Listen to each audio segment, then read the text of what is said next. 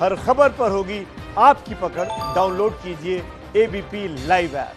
आपने संयम का परिचय दिया, जिसका नतीजा यह हुआ कि देश के कई हिस्सों में आज से कई दुकानें खुलने लगी हैं।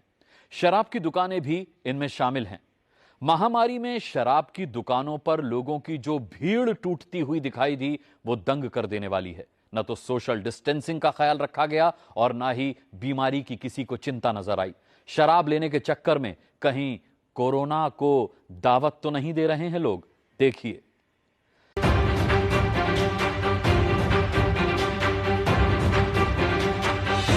सवाल यही कि ये लोग दारू की बोतल खरीदने आए हैं या फिर वायरस को अपने साथ घर ले जाने के लिए।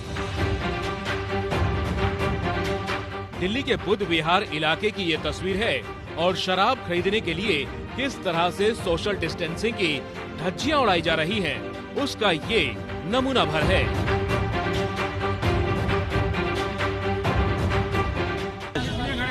विस्की लेना है, विस्की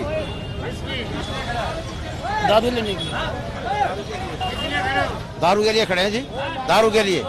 कैमरा दिखा तो पुलिस वाले भी थोड़ा सक्रिय दिखने की कोशिश करते हैं और डंडे के जोर पर लोगों को लाइन में खड़ा करने की नाकाम कोशिश शुरू हुई। और इसी जगह एक महिला दिखी जो सरकार के इस शराब वाले फैसले से नाराज नजर आई। हालांकि मास्क को लेकर पुलिस से उनकी हल्की नोकझोंक हो गई। विरोध इसलिए कर रहे हैं, एक तरफ तो लॉकडाउन कहा जा रहा है कि लॉकडाउन चल रहा है और ये एक तरफ क्या हो रहा है, पब्लिक को मारने। केजरीवाल तक अगर हमारी गरीब लोगों की अगर बात पहुंचती तो जरूर पहुंचाते।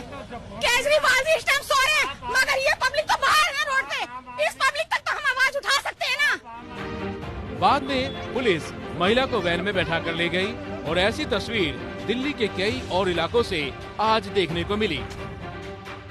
अब जब देश की राजधानी में ही शराब के लिए व्याकुल जनता की ऐसी तस्वीर देखने को मिल सकती है, तो भला देश के दूर दराज के इलाकों से क्या उम्मीद करेंगे?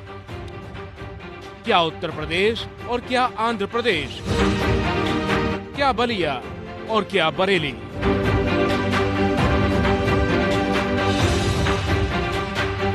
शराब की दुकानें खुलने से पहले ही लोग लाइन में लगकर खड़े हो गए और जब दुकान खुली तो बलिया में लोग एक दूसरे पर सवार होकर शराब खरीदने लगे।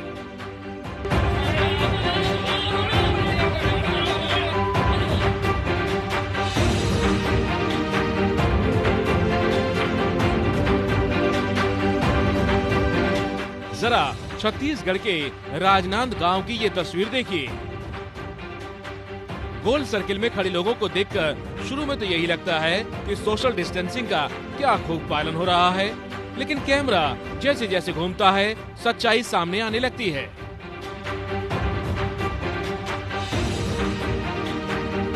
शराब के लिए कोरोना का कोई खौफ नहीं। ये आंध्र प्रदेश की तस्वीर है। कहीं से नहीं लग रहा कि यहाँ कोई कोरोना से डरा हुआ है।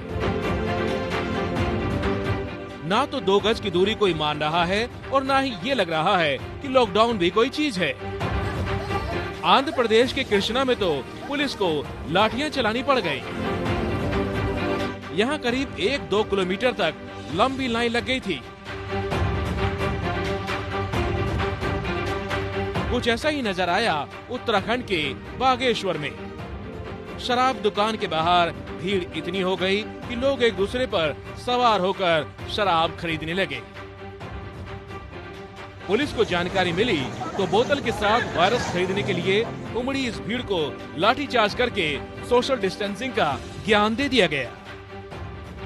सवाल शराब न खरीदने को लेकर है न बेचने को लेकर, लेकिन जिस तरीके से शराब बिक रही है और लोग खरीदने के लिए व्याकुल हैं, वो कोरोना की चिंगारी को भड़काने के लिए काफी है। ऐसे में हमारी अपील तो यही है कि संयम रखें। जिंदगी रहेगी तो बहुत शराब पिएंगे।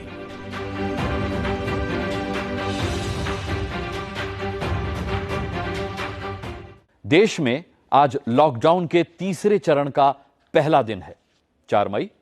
देश के कई हिस्सों से प्रवासी मजदूरों के लौटने की मांग के बीच आज सूरत में मजदूरों ने जमकर बवाल काटा। मजदूरों और पुलिस के बीच महाभारत छिड़ गई साहब। बीते कुछ दिनों में सूरत में कई बार ऐसी सूरत देखने को मिली है। देखिए सूरत में मजदूरों का संग्राम। पहला धमाका, दूसरा धमाका और तीसरा धमाका।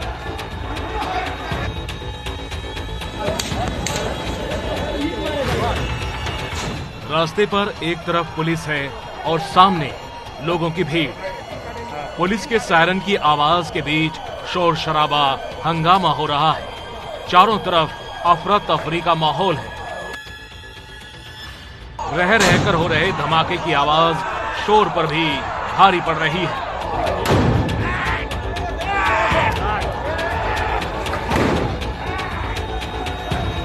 यहां खुली सड़क पर भी हाल वैसा ही है। एक तरफ पुलिस है और दूसरी तरफ भीड़। पत्थरबाजी हो रही है, धमाके भी हो रहे हैं। सड़कों पर बिखरे ये पत्थर कुछ देर पहले हुए हंगामे के हालात बयां कर रहे हैं। बीच सड़क पर आग की लपटें उठ रही है। देश कोरोना से लड़ रहा है, लेकिन यहाँ सड़कों पर अलग तरह का ही संघर्ष देखने को मिल रहा है।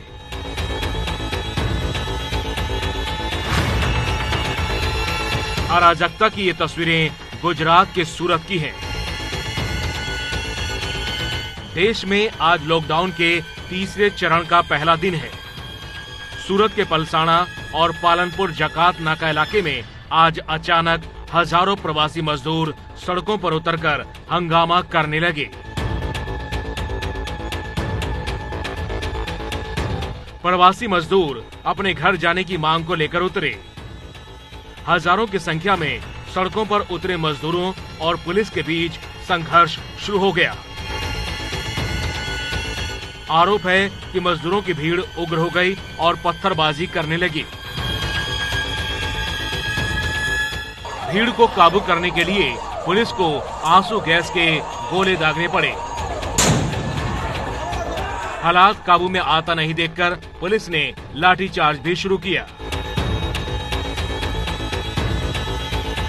यहाँ इस कार की हालत देखिए। थोड़ी दूरी पर बाइक भी जमीन पर पड़ी है।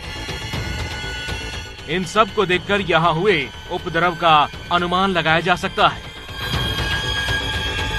आखिर सूरत में बार बार ये नौबत क्यों आ रही है? सूरत में बीते कुछ दिनों में कई बार मजदूरों को सड़क पर उतारना पड़ा। इससे पहले 28 अप्रैल और 14 अप्रैल को भी बड़ी संख्या में मजदूर सड़क पर उतर आए थे।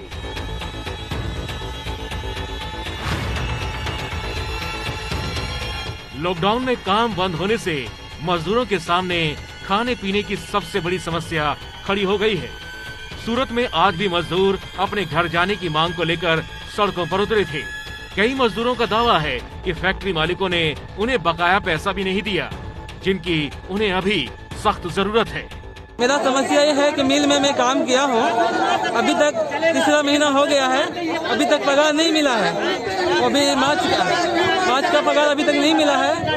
अभी हम लोग खाने का ठिकाना नहीं है और कुछ सरकार पूरा नहीं किया हुआ है। हंगामा शांत कराने के लिए पुलिस ने लाठीचार्ज किया। हालांकि कुछ लोगों का आरोप है कि पुलिस ने कार्रवाई के नाम पर बेकसूरों को भी पकड़ लिया है।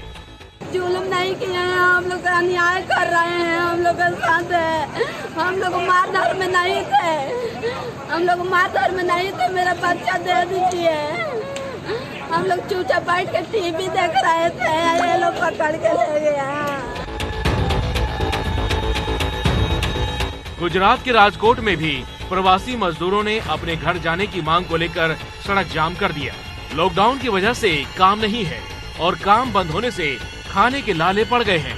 ऐसे में बड़े शहरों से मजदूर अपने घर वापस होना चाहते हैं। खाना पीना नहीं मिलने से मजदूर परेशान हैं, लेकिन कोरोना संक्रमण के इस दौर में जिस तरह भीड़ इकट्ठा हो रही है, वो सब के लिए परेशानी का कारण बन सकती है।